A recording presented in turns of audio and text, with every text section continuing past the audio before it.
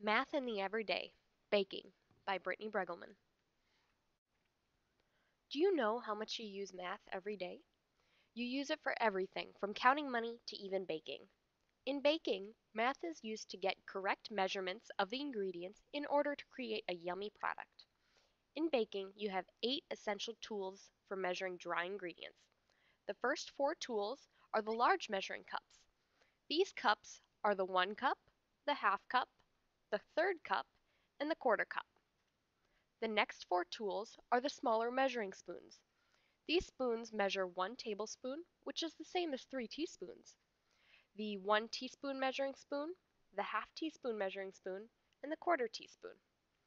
These are the tools of the trade for bakers.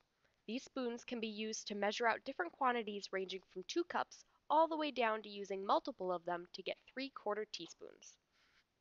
In the recipe that I used for a yummy dessert bar called Chippy Cheesies, I had 3 complex measurements that I'm going to share with you.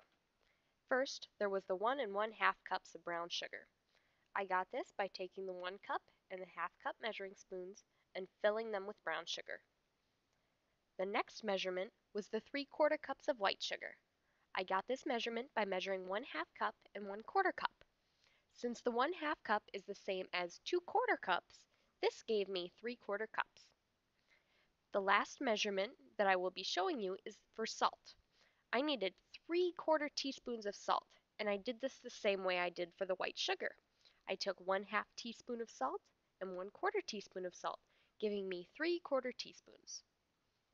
After measuring all the ingredients, I mixed them all together as the recipe said and baked it. In the end, I had yummy Chippy Cheesies. I hope this helps you see one way that math is used every day, and it can be fun. After all, who doesn't like something sweet every once in a while?